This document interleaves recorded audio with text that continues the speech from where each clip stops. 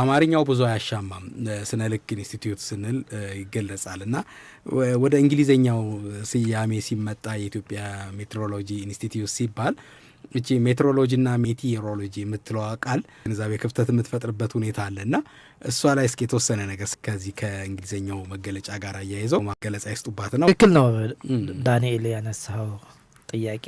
በእኛ ሀገር ብቻ ሳይሆን በሌላውም ሀገር ሜትሮሎጂና ሜቲሮሎጂ ሰዎችን ሲያሳስቱ እናገኛቸዋለን። የኛ ሜትር ከሚለው የመጣ መለኪያ ሜትር ሜትሮሎጂ ሳይንስ ኦፍ ሜትር ሳይንስ ኦፍ ሜዠርመንት ማለት ነው። ያኛው ሚቲዮሮሎጂ ነው። ሚቲዮሮሎጂ ያው ሮሎጂ ያው ሳይንሱ ነው የሚያመልክ። ሚቲዮ ደግሞ የከባቢ አየር ሁኔታ ጥናትን ትንበያን የሚመለከት ነው ማለት ነው።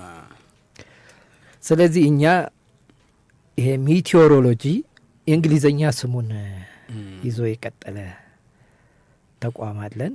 በየቀኑ በተለያዩ ሚዲያዎችም ስለ ዝናቡ መጣ ይለናል፣ ተጠንቀቁ አሁን ጥሩ ነው ይለናል። እና የአየር ትንበያ ለሀገራችን ልማት በተለይ ለእርሻ የማህበረሰብና የአካባቢ ደህንነትን ከመጠበቅ አኳያ ጠቃሚ የሆነ የከባቢ አየር ሁኔታን እያጠና የሚያቀርብልን ድርጅት ነው።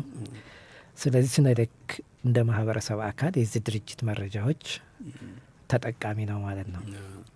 የኛ ግን የተለያዩ ተቋማት የሚጠቀሟቸው የመለኪያ የጥናት የፍተሻ መሳሪያዎችን ካሊብሬት ማድረግ በመሆኑ ይህ የሚቲዮሮሎጂ ተቋማትም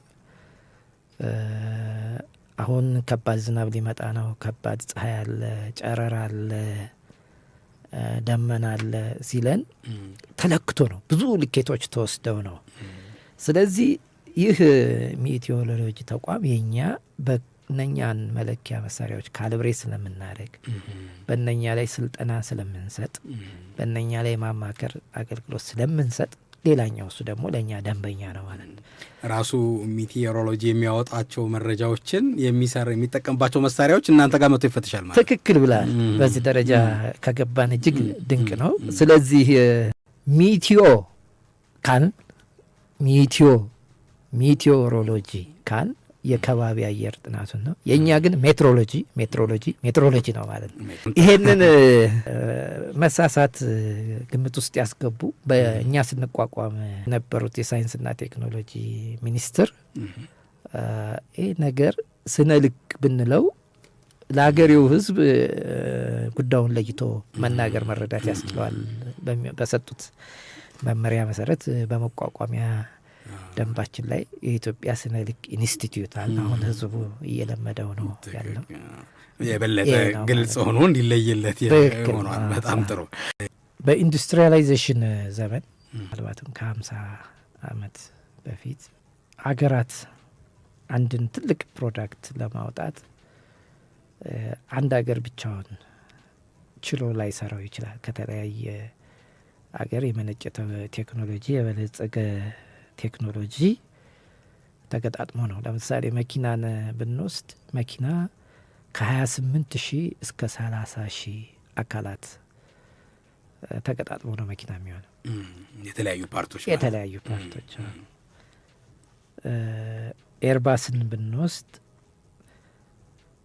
ከ30 አገራት 1,500 የሚሆኑ ካምፓኒዎች 4 ሚሊዮን የሚሆን አካላት አምርቶ ተገጣጥሞ ነው ይህን ቴክኖሎጂ የሰው ልጅን በአየር ላይ ብዛት ያለው የሰው ልጅን በአየር ላይ የሚያመላልሰው ማለት ነው። እንግዲህ አሁን ያለው የጠቀስኳቸውም ዘመናዊ ቴክኖሎጂዎች ያንም የነበሩት እንዲሁ የተለያየ ሳተላይቶችን ብትወስድ በቴክኖሎጂ የዳበሩ ሀገራት የተለያዩ ስራዎችን ሰርተው ነው። እንደው አሁን ላይ የእኛን አየር መንገድን ብንወስድ ከቦይንግ ወስዶ የሚሰራቸው አካላት አሉ፣ ለቦይንግ የሚያቀርባቸው ለቦይንግ የሚያቀርባቸው። ስለዚህ የቦይንግ ኢንዱስትሪያል ፓርትነር ነው ማለት ነው። ይሄ እንዲሆን እንግዲህ የተለያየ ሀገር የተመረቱ መሳሪያዎች ያለ ችግር እንዲገጥሙና የሚፈለገውን ትልቁ ምርት ላይ እንዲደርሱ የሚጠቀሟቸው ልኬቶች የተናበቡ መሆን አለባቸው።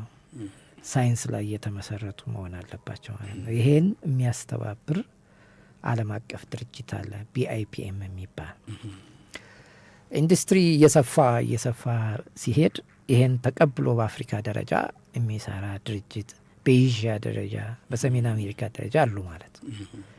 አሁን ላይ እንግዲህ እኛ አፍሪሜት ስንል በአፍሪካ ደረጃ የሚደረጉ ልኬቶች በዓለም አቀፍ ደረጃ ተቀባይነት ያላቸውና የአፍሪካን ኢንዱስትሪዎች የዓለም ኢንዱስትሪዎች በእሴት ሰንሰለት ውስጥ እንዲገቡና የኢንዱስትሪ ፓርትነር እንዲሆኑ እንዲያስችሉ ጥራትም ላይ የጥራት ፍተሻ ላይ የሚሰሩ ድርጅቶች እንዲሁ ብቃት ያለው የስነ ልክ አገልግሎቶችን እንዲያገኙ ይህ አቅም በአፍሪካ እንዲፈጠር የሚሰራ ድርጅት አለ። እሱም የአፍሪካ ስነ ልክ ድርጅት ወይም አፍሪሜት የሚባለው አለ ማለት ነው። ይሄንን ነው አፍሪሜት የሚሰራ።